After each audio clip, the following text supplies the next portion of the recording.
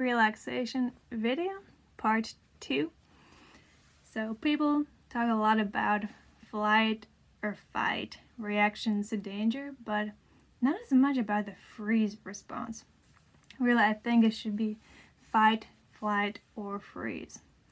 It's easy to see the freeze response with animals. A rabbit who sees a hawk circling above it probably freeze and only run after it's been seen by the hawk.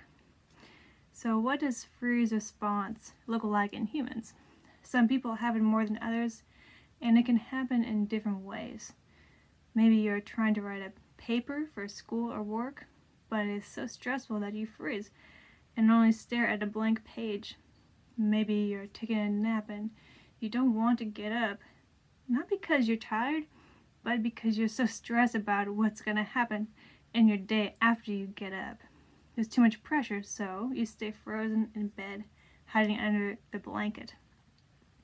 And the worst form of freeze response is when you have a panic attack and feel like you cannot move at all.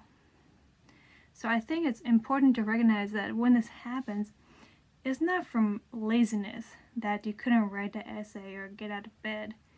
It's from stress, psychological stress response. Some people with this problem think, why am I so lazy? Why don't I do the things I know I should be doing? Maybe I need more motivation.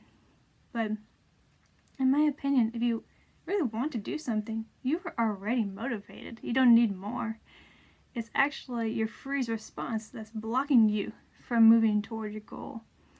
So it might help in that situation, stop focusing on motivation and start focusing on stress reduction and stop being so anxious about the thing you're about to do. So the easiest way to reduce stress is through relaxing movement, in my opinion. In my last video, I talked about how relaxation is just a movement from tight state to loose state. And the problem is when you're in a freeze state, you don't actually want to move. That's the whole point. You're frozen, and your brain is telling you don't move because that could be dangerous. A hog might come get me. So in this situation, I recommend we start with the easiest movement, breath, because we're already having that movement. We are already breathing. But if your stress is probably a little too fast, too shallow, so you slow down a breath, bring it into the belly, chest, shoulders, allow your whole body to be breathing slowly.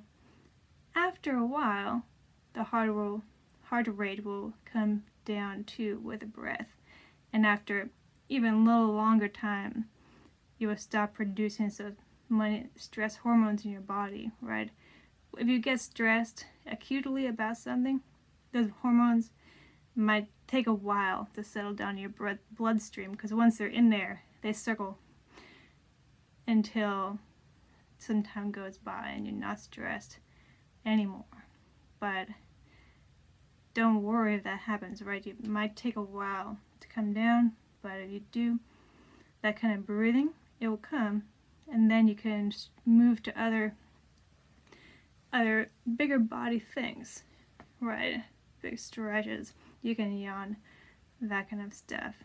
So remember, don't confuse frozen response with relaxation. You can be watching the TV and be frozen and think, oh, I'm relaxing, I'm watching the TV right now, but you're not really.